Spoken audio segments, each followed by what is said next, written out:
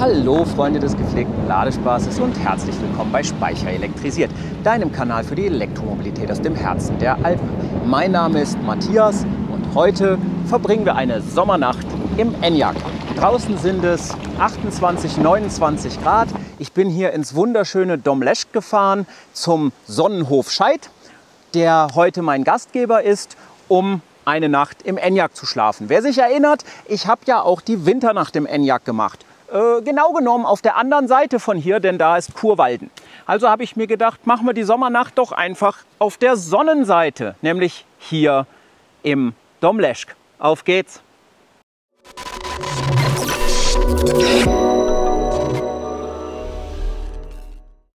Das ist ja jetzt nun schon mein drittes Campingvideo. Nach der Winternacht im Enyaq habe ich ja auch noch Camping 2.0 gemacht und bei meinem dritten Camping habe ich diesen Ausblick, denn das hier ist mein Stellplatz und mein Platz für die Nacht und ich hoffe, dass wir einen wunderschönen Sternenhimmel über diesen Bergen bekommen.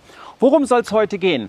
Nun, einerseits ist Camping im Sommer natürlich wesentlich angenehmer als im Winter und andererseits geht es auch noch mal so ein bisschen um Equipment und Ausrüstung. Wie kann man es sich gemütlich machen im Enyaq? Im Winternachtsvideo habt ihr ja das Spacebed gesehen, sozusagen eine Luxusvariante für einen sehr stolzen Preis. Das habe ich gar nicht dabei, das habe ich nämlich gar nicht mehr, das habe ich verkauft. Für mich war das nicht das Richtige und ich kann euch einfach nur raten, ich würde es an eurer Stelle auch nicht kaufen. Der Preis ist für die Leistung zu hoch. Wenn ihr es gebraucht ergattern könnt, dann ist es allerdings eine richtig gute Sache. Meins ist an einen ehemaligen Arbeitskollegen von mir gegangen, der das jetzt in seinem ID.4 einsetzt. Und der hat es dann natürlich zu einem deutlich vergünstigteren Preis bekommen. Sein Fazit nach ein paar Nächten, er ist happy damit. Und in diesem Sinne, Chris, keep on surfing. Ich habe ein paar andere Sachen dabei, denn das, was ich in Camping 2.0 ausprobiert habe, diese hinten reinpassende Luftmatratze, war jetzt nicht so wirklich der Hit. Gucken wir uns einfach mal die Alternativen dazu an. Außerdem in dem Video machen wir natürlich auch wieder eine Wanderung, diesmal zum Dreibündenstein. Und die Geschichte, warum der Dreibündenstein heißt, obwohl der Kanton ja Graubünden heißt, die erzähle ich euch natürlich auch. Und wir machen noch einen kleinen Exkurs ins mobile Laden. Ich habe extra dafür ein mobiles Ladegerät mitgenommen, so eine mobile Wallbox. Das ist hier kein Juice Booster, den gibt es natürlich auch. Das ist ein Dynitec Energy Kick. Denn wenn man dann wirklich mal abseits von allem ist, auch wenn das schwer fällt, da noch was zu finden, dann kann es ja sein, dass man Strom braucht. Und an einem Bauernhof wie hier, da gibt es Strom. Und da machen wir einen kleinen Exkurs mit, wie das Ganze funktioniert. Genug geredet, wir gucken uns jetzt einfach mal meine Ideen für Camping 3.0 im Sommer an. Wie ihr sehen könnt, der Kofferraum ist ziemlich voll, aber umgeklappt ist nicht. Das heißt, ich habe alles noch im nicht umgeklappten Zustand in meinem Auto. Was habe ich alles dabei? Hier ist natürlich viel Kram, der hat nichts mit dem Campen zu tun. Die Tasche hier, alles Filmequipment, kommt mal weg. Dann, klar, Wanderschuhe, weg. Dann ist hier mein kleiner, schneller Wanderrucksack, weg. Prinzipiell braucht man zum Campen auch nicht unbedingt so eine mobile Wallbox, packen wir auch mal weg. Und dann sind wir schon auf relativ wenig Zeug runter. Das ist ungefähr das, was ich jetzt fürs Camping dabei habe. Und nein, das braucht man nicht alles, weil ich habe ja mehrere Sachen dabei. Das hier sind einfach persönliche Sachen, so ein paar Klamotten und sowas zum Wechseln. Was sonst noch dabei ist, den hier kennt ihr schon aus Camping 2.0. Das ist so ein günstiger Amazon-Schlafsack mit Flanell innen drin. Ist relativ bequem und gemütlich. Neu dabei ist dieses Ding hier. Das ist eine Intex Durabeam Standard, was auch immer Matratze. Und sie werben sogar damit, dass man die in ein Auto packt. Vor- und Nachteile zeige ich euch gleich. Aber im Prinzip ist es einfach eine Schlafmatratze. Den Karton tue ich jetzt nicht zur Seite. Hier ist es ziemlich windig, da fliegt er weg. Und hier drin, das ist einfach so eine Kurva-Kiste oder wie man die nennt, habe ich ansonsten noch das ganz kleine Equipment. Ja, das wäre meine Thermarest-Matratze und mein Schlafsack fürs Bivakieren am Berg. Dann habe ich hier noch einen anderen Schlafsack, noch eine andere Schlafmatratze dabei, ein Kopfkissen. Ja, und der Rest hier drin ist so ein bisschen was zu essen. Mein Spiritus-Gaskocher und was man sonst so braucht. Bereiten wir das Auto also vor, um es in den Camping-Mode zu bringen? Nein, es gibt keinen Camping-Mode beim Skoda, darüber reden wir noch, sondern dass man da drin übernachten kann. Schritt 1, natürlich die Rücksitzbank umklappen. Schritt 2, das Rollo hier oben rausnehmen. Diesmal habe ich anders als bei Camping 2.0 und auch bei der Winternacht hier unten keinen Müll drin. Dann könnt ihr natürlich das Rollo auch super hier unten drin verstauen. Da hat es ja diese Aussparung drin, habe ich auch schon öfter gezeigt. Und weg ist es. Und natürlich das Praktische am Transportpaket, ihr könnt direkt den Boden nivellieren, sodass ihr gerade drin liegt. Danach noch die Sitze ein Stück nach vorn, damit man hier 2 Meter Liegefläche bekommt.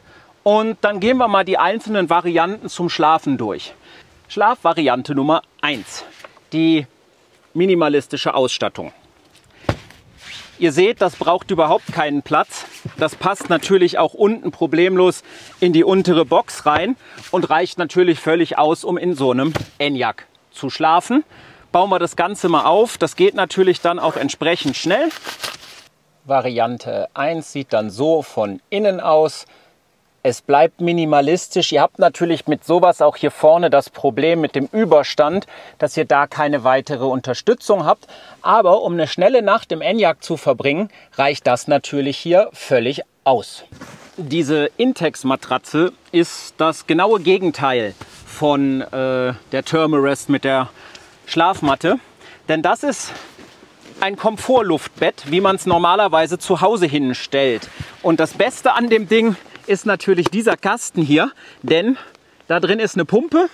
Und jetzt wisst ihr auch, warum ich diesen 12 Volt Inverter für USB dabei habe.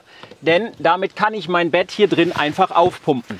Es war gar nicht so einfach, eins in genau einem Meter Breite zu finden, weil mehr passt jetzt in den Enyaq nicht rein. Es darf nicht breiter als 1 Meter sein. Die passt super hier rein, zumindest im nicht aufgeblasenen Zustand. Ich zeige euch das mal kurz. Dann sieht das Ganze nämlich so aus, dass die da relativ gut zu liegen kommt. Spannend wird das Ganze allerdings, wenn man sie aufpustet, denn damit sie gemütlich ist, ist sie natürlich relativ dick. Ja, und genau das machen wir jetzt. Füllen die einfach mal auf, holen uns hier das USB-Kabel raus, das ist ein USB-A-Anschluss, stecken den hier an unseren Inverter dran und sagen einfach mal der Pumpe, mach das Bett voll. Und die Pumpe legt los und bläst jetzt dieses Bett innerhalb von 2 bis 3 Minuten voll. Vielleicht dazu noch ein kleiner Exkurs, während die Matratze aufpustet. Im Wintervideo habe ich ja bewusst den Enyaq versucht eingeschaltet zu lassen. Und wie wir alle wissen, funktioniert das ja bekanntlich nur, wenn Gewicht auf dem Fahrersitz ist und der Gurt eingesteckt ist. Gurt einstecken ist einfach. Das Gewicht, das habe ich mit so einem Sandsack simuliert. Das hat einwandfrei funktioniert. Dieser Sandsack, den habe ich jetzt nicht dabei. Wer sich dafür interessiert, hier oben ist das Video verlinkt zur Winternacht. Weil im Sommer muss ich nicht heizen, da ist es warm genug. Und nein, im Sommer kann ich mit offenen Fenstern schlafen, da muss ich auch nicht klimatisieren. Deswegen darf der Enyaq im Sommer aus sein und ich verliere im Prinzip dann so gut wie gar keinen Strom aus der Hochvoltbatterie. Aller Werbung auf der Packung von Intex zum Trotz, dass das ja für ein Auto ist, der Enyaq hat nun wirklich eine große Heckklappe. Ihr seht einfach mal, wie hoch dieses Bett jetzt im Auto liegt und wie wenig Kopfplatz ihr da eigentlich noch habt. Ich gehe kurz vorne rein, damit ihr es noch mal besser sehen könnt. Schaut euch das an. Also das nimmt euch natürlich schon durch seine Größe so ziemlich ordentlich Platz weg. Ist aber machbar. Ich lege mich jetzt mal rein, damit ihr das sehen könnt. Wie ihr sehen könnt, liege ich jetzt auf dieser Matratze.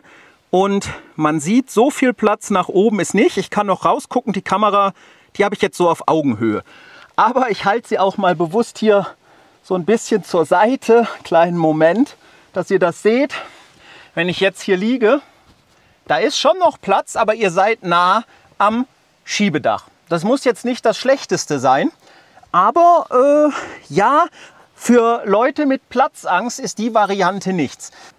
Und wie es sich für einen Bauernhof gehört, kommen gerade die Hühner zu Besuch. Und wo wir schon dabei sind, da könnt ihr auch gerade mal guten Tag zu Simba sagen, dem Haushund, der sowas von verschmust ist, das glaubt ihr gar nicht. Ja. Denn kaum, dass er ihn auch nur für eine Sekunde gestreichelt hat, weicht er nicht mehr von eurer Seite, guckt euch treuherzig an und möchte einfach immer weiter und weiter und weiter gestreichelt werden. Passt auf, ich gehe weiter und zack ist der Hund da. Also ihr solltet ein Hundefreund sein, wenn ihr diesen Hof hier besucht. Ich mag den total hier.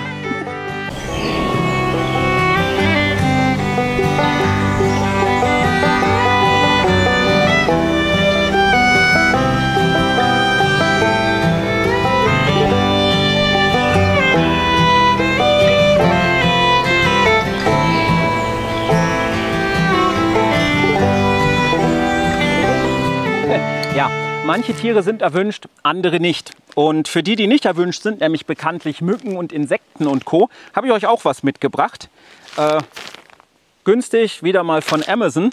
Mückengitter für die Fenster. Warum überhaupt Mückengitter für die Fenster? Berechtigte Frage. Mein Auto hat ja hier oben eigentlich das Panorama-Schiebedach. Und jedes Schiebedach hat unten drunter ja auch noch diese Sonnenblende. Die könnte man jetzt einfach bei geöffnetem Schiebedach zumachen, denkt ihr, kommen keine Viecher rein, aber Luft geht raus und rein. Ja, dummerweise geht diese Sonnenblende aber beim Enyaq nicht zu. Das heißt, wenn ihr das Schiebedach komplett auf habt, dann könnt ihr das Sonnenschutzding unten drunter auch nur so weit zumachen, wie noch Glas drüber ist. Über die freie Fläche geht es nicht. Und wenn ihr das Schiebedach anstellt auf Kipp, dann bleibt auch vorne wieder so ein Spalt ungefähr bei diesem Sonnenrollo offen. Das heißt, die Viecher kommen euch rein. Ist echt eine vertane Chance. Darum braucht man andere Lösungen. Diese Sonnenschutzdinger hier sind nett, schützen aber natürlich auch nicht vor Insekten. Und darum habe ich mir diese Netze hier besorgt, die man über die komplette Tür zieht.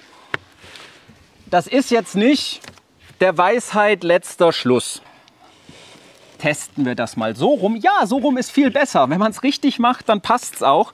Faszinierend. Gut, also, da ist das Ding auch direkt drauf. Und das Entscheidende ist ja, es muss ja gar nicht bündig abschließen. Denn es muss ja nur so abschließen, dass die Viecher nicht reinkommen. Und das tut's. Jetzt könnt ihr hier natürlich einfach die Scheibe öffnen. Und dann habt ihr einen ziemlich guten Mückenschutz. Das Fenster geht auch zu. Und ihr würdet es ja jetzt einfach hier oben nur ein Stück öffnen. Das heißt, euch kommen definitiv keine Viecher rein. In dem Set waren 2 Stück, könnt ihr also beide Seiten aufmachen. Verrückt wie ich bin, habe ich euch aber noch was mitgebracht. Das ist in dieser Packung hier, kommt natürlich auch wieder aus China und ist auch ein Insektenschutz, wenn man so möchte. Da drin ist noch ein bisschen Zubehör. Und der sieht so aus. Das sieht jetzt erstmal aus nach einer großen Plane für irgendwas. Aber wenn man das gleich draufgezogen hat, ist das ein Schutz hier hinten für die Heckklappe, sodass ihr die auflassen könnt. Und so sieht das ganze Ding montiert aus. Es hält im Prinzip oben selber auf der Klappe, wird dann, ich zeige euch das an der Seite hier, über Gummis in die Felge gespannt. Unten drunter sind auch Gummis, da könnt ihr es hier unten am Kunststoff festmachen und habt im Prinzip hinten jetzt so eine Art Heckzelt. Und das könnt ihr natürlich hier auch entsprechend öffnen auf beiden Seiten. Und wenn ich das jetzt erstmal einfach wegklappe, seht ihr, habt ihr hier ein großes Insektengitter, das ihr auch wieder aufmachen könnt. Der Teil ist aber natürlich hier als Zelt gedacht, dass ihr das so abspannen könnt. Das Zubehör ist auch dafür mit dabei. Und jetzt könnt ihr hier noch das große Insektengitter öffnen und kommt natürlich problemlos hinten an euren Kofferraum ran. So, die Outdoor-Küche steht. Ich bin froh, habe ich dieses windgeschützte Ding, weil hier bläst es ordentlich. Hier läuft übrigens die ganze Zeit noch eine Katze zwischen meinen Beinen her. Simba ist schon wieder weg. Ich habe die übrigens umgetauft, weil die beiden scheinen eine Herz und eine Seele zu sein. Die Katze nenne ich jetzt einfach Bob und Simba nenne ich Marley. Marley und Bob und ich. Das soll es jetzt fürs erste Mal gewesen sein. Ich werde mich jetzt in Ruhe verpflegen und nach dem Essen reden wir definitiv über den Campingmodus. Was rede ich da? Warum soll ich denn mit euch nach dem Essen sprechen? ich habe ja jetzt Zeit, während das hier vor sich hin brutzelt und ich es vor Katze und Hund verteidige. Die kann ich natürlich wegschicken, wie ich will. Das interessiert die herzlich wenig. Ich habe mir hier ein paar Notizen gemacht, was ich mir persönlich von so einem Camping-Mode bei einem Skoda Enyaq wünschen würde. Da ist natürlich mal das Erste vorab. Das Auto bleibt an, ohne Gewicht und ohne Gurt. Ja, man schaltet den an und die Hochvolt-Batterie bleibt dabei einfach aktiv, so dass man halt den Strom nutzen kann. Gleichzeitig funktioniert natürlich auch die Lüftung. Ja, ich möchte kalt und warm einstellen können. Die USB-Anschlüsse, der 12-Volt-Anschluss, die 230-Volt-Steckdose funktioniert. Apropos 230-Volt-Steckdose, die sollte nicht mehr nur 150 Watt haben, so als würde sie noch aus Verbrennerzeiten stammen. Die hätte dann wohl besser 2300 Watt. Wird doch gehen, wo ist das Problem? Ich habe doch genug Saft unterm Popo. Schiebedach funktioniert natürlich und unten drunter das Sonnenrollo respektive umfunktioniert als Mückengitter kann ich auch komplett zumachen, wenn das Schiebedach offen ist. Klar, dass ich das Innenlicht benutzen kann, genauso wie die Ambientebeleuchtung, weil das Innenlicht ist ja schon ein sehr kaltes Weiß. Und beim Campen wäre halt so ein warmeres von der Ambientebeleuchtung schöner. Das Hauptdisplay bleibt an. Und auf dem Hauptdisplay könnte ich zum Beispiel Spotify nutzen oder Netflix oder den Streamingdienst eurer Wahl. Klar, dass die Türen und die Heckklappe funktionieren und Musik- und Soundanlage läuft. All das muss ich nutzen können. Das Ganze natürlich so überwacht, dass mir meine Batterie definitiv nicht leer geht, sondern dass ich auf jeden Fall immer noch genug Saft in der Batterie habe und es dann vorher zur Not abschaltet und sagt, hey, Camping Mode aus. Natürlich sollte der Camping Mode erst recht funktionieren, wenn ich an einer Wallbox hänge. Ob über einen mobilen Lader oder an einer echten Wallbox, sei mal dahingestellt. Dann habe ich mir hier noch so ein paar Sachen Richtung Safety, Sicherheit aufgeschrieben. Aussperren sollte unmöglich sein. Das heißt, wenn ich den Innenverriegel von innen aufmache, aussteige und den Schlüssel nicht mitnehme und dann die Tür zumache, dann ist die Kiste zu. Das dürfte nicht passieren. Das heißt, ich kann mich nicht selbst aussperren. Da wir ohnehin einen CO2-Sensor drin haben, zumindest glaube ich, die Kisten, die eine Wärmepumpe haben, haben den oder so, eine CO2-Warnung, wenn zu viel CO2 drin entstanden ist. Dann klar die Warnung, niedrige Batterie und Co. Und warum kann ich dann nicht gleich einschalten, was mein Minimum SOC ist, mit dem ich mindestens abfahren möchte, sodass ich auf keinen Fall zu niedrig bin? Was habe ich mir noch so aufgestellt? Ach so, ein Lagerfeuermodus. Wäre natürlich toll, wenn ich vorne auf dem Hauptdisplay so ein bisschen Lagerfeuer mit Knistern hätte. Muss aber nicht sein. Und der letzte Punkt, der natürlich hier ganz hoch bei mir im Kurs steht, das Ganze steuerbar über die MySkoda-App. Das sind so die Sachen, die Ideen, die Notizen, die ich mir mal gemacht habe zum Stichwort Camping Mode. Ich hoffe ja ernsthaft, dass Skoda den bringt. Noch so ein kleiner Tipp, wenn ihr euch Servola macht auf dem Bauernhof, wo es jemanden gibt wie Marley oder hier unseren kleinen Bob, ja, da müsst ihr ein ganz schön schneller Esser sein. Bevor ich es mir jetzt zu gemütlich mache, machen wir noch kurz den Exkurs hier in die mobile Wallbox. Das ist ein Energy Kick von Dinitec, das ist die Variante ohne SIM-Karte, einfach nur mit Bluetooth, aber die tut es auch. Und die wird mir zur Verfügung gestellt von der Energielösung GmbH. Findet ihr unter www.energielösung.de. Die haben und stellen mir ab und zu Ladeequipment zur Verfügung, damit ich euch das ganz neutral präsentieren kann. Und weil wir den Juice Booster schon so oft gesehen haben, habe ich gesagt, gebt mir doch mal was anderes mit. Und die für mich momentan stärkste Alternative zum Juice Booster, das ist der Energy Kick. Gucken wir mal in die Tasche rein, was da so alles mitkommt. Die ist natürlich nicht klein, ne? Die ist schon recht groß. Dann sehen wir, ich habe so ziemlich alle Adapter, die es gibt. Da sind natürlich zunächst einmal die klassischen Adapter für die Haushaltssteckdose. Einmal deutsch und einmal der Schweizer Anschluss. Angesteckt wird bei Ihnen alles über Ihr eigenes System an den entsprechenden Ladeziegel hier. Ebenso mit dabei ist der klassische Campingstecker mit 16 Ampere. Der gleiche Campingstecker, aber auch mit 32 Ampere. Und dann haben wir noch die roten Starkstromanschlüsse, einmal auch wieder mit 16 Ampere und hier mit 32 Ampere. Der eigentliche Energy Kick ist dann dieses Teil hier. den gibt es mit unterschiedlichen Kabellängen, wobei natürlich eine Seite ist immer gleich. Das ist die hier, wo die Adapter dran kommen. Die andere Seite gibt es, soweit ich weiß, in 5, 7,5 und 10 Metern. Also wie lang ist der Anschluss Typ 2 bis zu eurem Auto? Das eigentlich Wichtige ist natürlich diese Einheit hier, über die ihr einstellt, mit wie viel Ampere ihr laden wollt. Ja, 6 ist Minimum und es geht hoch bis 32 Ampere. Was heißt das? Das Ding hier ist einerseits touchsensitiv, das heißt, ihr könnt es hier natürlich einstellen, andererseits könnt ihr das aber auch mit ihrer App machen. Wichtig, der Adapter funktioniert natürlich auch ohne die App. Was bedeuten 6 Ampere? Na, wenn ihr an eine Haushaltssteckdose geht, das wäre jetzt zum Beispiel hier für die Schweiz diese Konfiguration, dann nehme ich mir mal den Adapter, mache die Schutzkappe auf und stecke den dann hier drauf. So, das wäre diese Konfiguration. Dann kann ich jetzt sagen, lad mit 6 Ampere. Und das wird bedeuten 6 Ampere mal 230 Volt, also 1,4 Kilowatt Leistung. Das hält im Normalfall jede Haushaltssteckdose aus. Wichtig, macht hier bloß keinen Verlängerungsstecker dran und auch keinen Adapter. Die Dinger können so heiß werden, da könnt ihr nachher das Plastik schmelzen sehen. Wenn die Dose natürlich mehr aushält, dann könnt ihr hier auch die Amperestärke erhöhen. Standardmäßig wären wir jetzt bei 10 Ampere und bei einer Haushaltssteckdose bei 2300 Watt. Das ist zumindest hier in der Schweiz das, wie die abgesichert werden.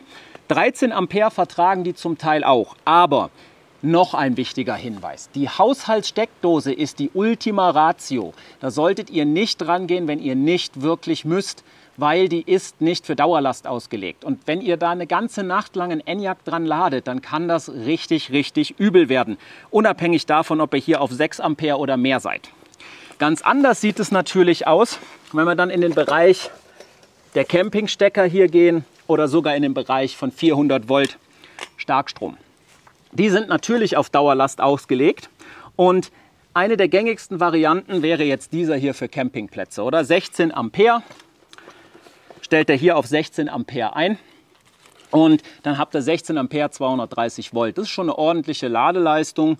Ja, da reden wir dann von 3,7 Kilowatt. Ihr könnt natürlich auch bis zu 32 Ampere mit 400 Volt ziehen. Das ist dann schon relativ ordentlich und angenehm, aber hat halt nicht jeder. Bauernhöfe haben sowas aber oftmals, weil die brauchen auch Starkstrom.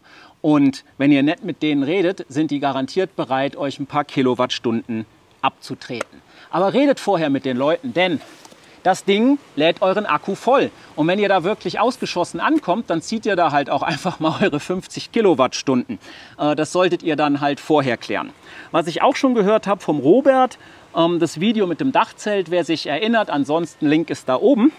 Der ist dann zum Teil in Norwegen hergegangen und hat gesagt, ich lade so viel wie ein Haarföhn verbraucht auf den Campingplätzen. Also das wäre sein Strombedarf. Und das fand ich eigentlich noch eine gute Analogie. Der hat einen Juice Booster, der hat den dann so eingestellt und da war für den Campingplatzbetreiber klar, der Robert, der lädt die ganze Nacht durch mit 2,3 Kilowatt. Und das war dann okay. Also das nur als kleinen Exkurs einfach mal zu diesen Geräten. Je nachdem, wie entfernt so ein Ort ist, an den ihr hinfahrt. Ich habe hier mal in der Schweiz geguckt. Das entfernteste, was ich finden konnte, war 100 Kilometer zur nächsten Ladesäule. Aber beide Wege.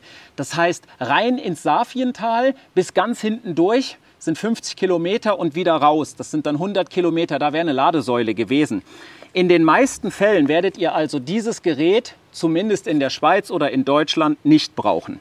Nichtsdestotrotz unglaublich praktisch, wenn ihr dringend Strom braucht mit den entsprechenden Adaptern dazu. Aber eben, ist zusätzliches Gewicht, ist sperrig, muss man sich gut überlegen, ob man so einen Kasten mitnimmt. Ich werde den hier heute jedenfalls weder brauchen noch anschließen und darum wird er einfach wieder verpackt.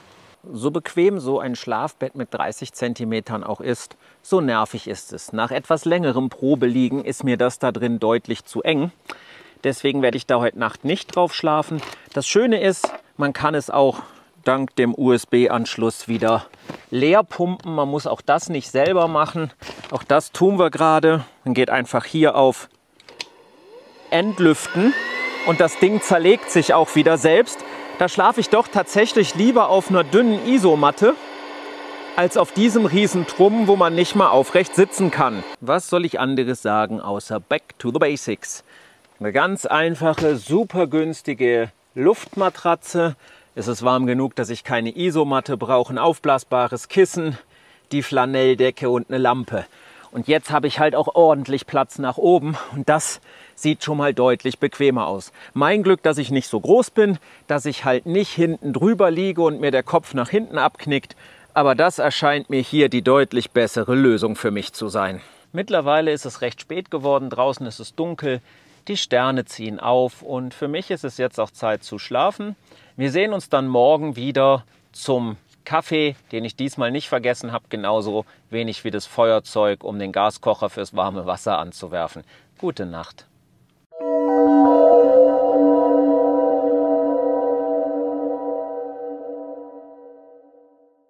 Einen wunderschönen guten Morgen. Während bei mir im Hintergrund das Kaffeewasser schon kurz vorm Kochen ist, ein kurzes Fazit der Nacht.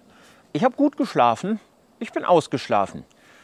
Allerdings war es ein bisschen kurz, also nicht die Zeit, sondern der Platz im Enyaq. Ich habe ja noch rückgebaut auf die kleine Luftmatratze, doch die ist von der Qualität her so glatt, da hält nichts drauf. Da rutscht ihr selbst bei der leichten Schräge hinten im Enyaq von runter, habe ich also in der Nacht auch noch weggetan. Ich habe ganz spartanisch geschlafen, einfach auf dem Kofferraumboden mit meinem Schlafsack. Und das hat ganz gut funktioniert, aber da merkt man dann, dass selbst 1,74 Meter ein bisschen kurz ist. Und somit habe ich jetzt wie zwei Probleme, die ich lösen möchte. Denn was man auch noch merkt ist, dass es schräg ist. Und genau das sind die zwei Sachen, die ich jetzt lösen möchte. Es wird also ein Camping 4.0 geben. Irgendwas muss ich tun, damit die Schräge verschwindet, damit ich eine gerade Liegefläche habe.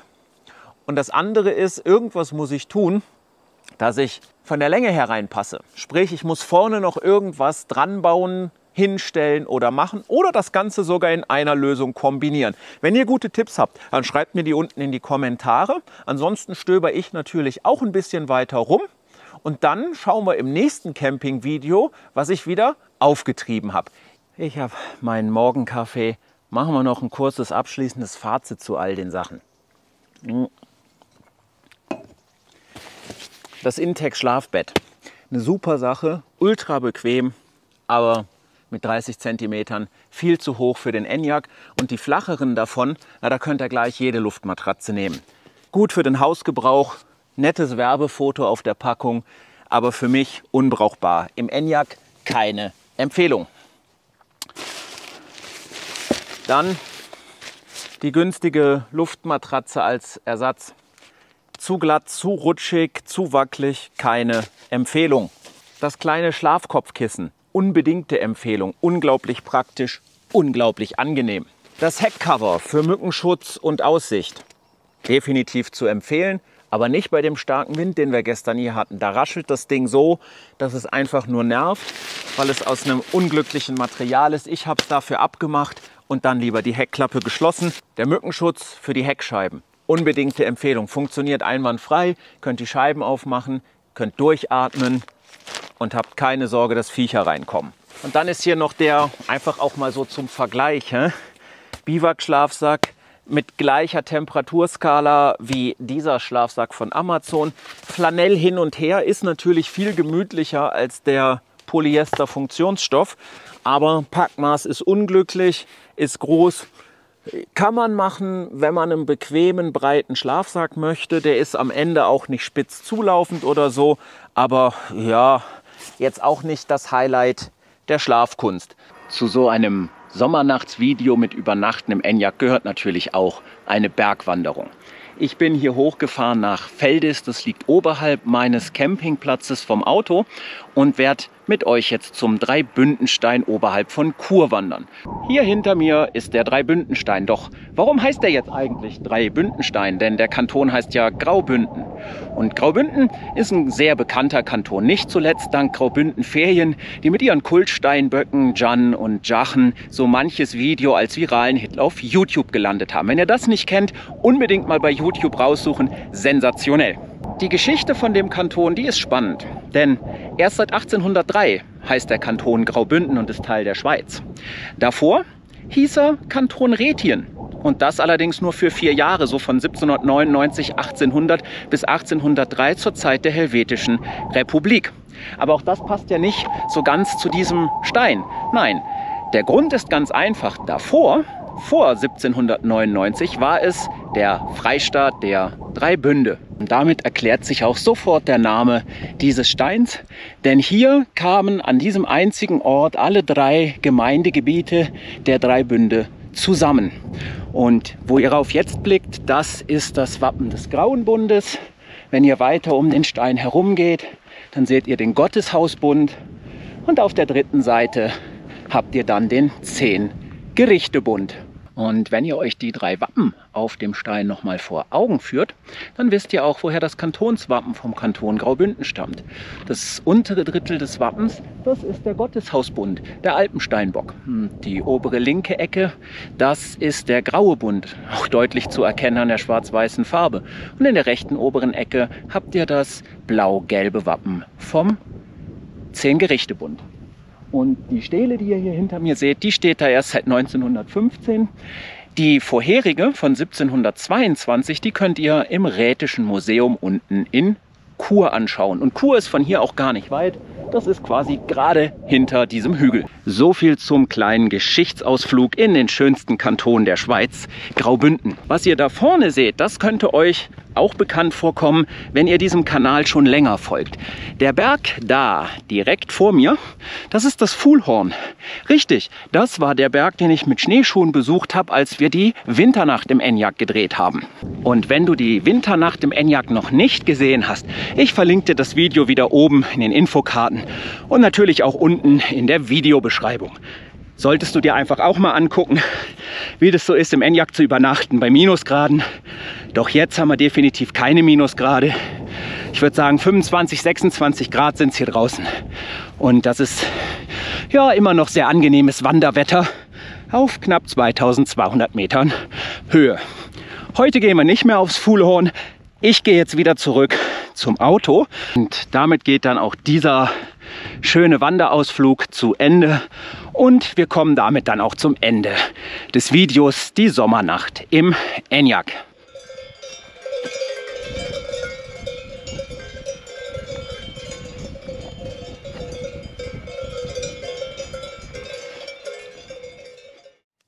Wie schon erwähnt, das Auto hatte ich nicht eingeschaltet über die Nacht, weil es dafür einfach keinen Grund gab. Nachts wird es in den Bergen kühl genug, dass man super schlafen kann. Also wusste ich weder heizen noch kühlen mit dem Auto. Dementsprechend sieht es auch beim Akkustand aus. Ich blende euch hier einfach mal vorher und nachher ein. Da seht ihr die 12 Volt Batterie und die Hochvolt Batterie. Und wie ihr seht, ist es natürlich so, als würde er in eurer Garage stehen. Ob ihr drin liegt oder nicht, ist dem Auto natürlich egal. Alles in allem war es natürlich jetzt eine super Sommernacht. Ja, ich hoffe einfach, dass das Video dir gefallen hat. Wenn dem so ist, dann gib mir doch einen Daumen nach oben. Und wenn du gerade schon da bist, dann lass mir doch auch gerade noch ein Abo da. Das ist ein großes Zeichen der Wertschätzung für mich und hilft dem Kanal weiter zu wachsen. Und wenn deine Unterstützung noch ein wenig weitergeht, dann würde ich mich über eine kleine Spende via PayPal freuen. Der Link ist unten in der Beschreibung. Oder nutzt doch das YouTube Thanks. Das ist das Herz mit dem Dollarzeichen drin. Ist natürlich wie immer freiwillig. Ich freue mich genauso über einen Daumen nach oben, über ein Abo und über einen Kommentar von dir. Hast du schon im Enyaq übernachtet? Was sind deine Erfahrungen? Was war gut? Was war schlecht? Tauschen wir uns doch unten in den Kommentaren aus. Ja, und dann hoffe ich, dass wir uns im nächsten Video bereits wiedersehen und bis dahin bleib energiegeladen.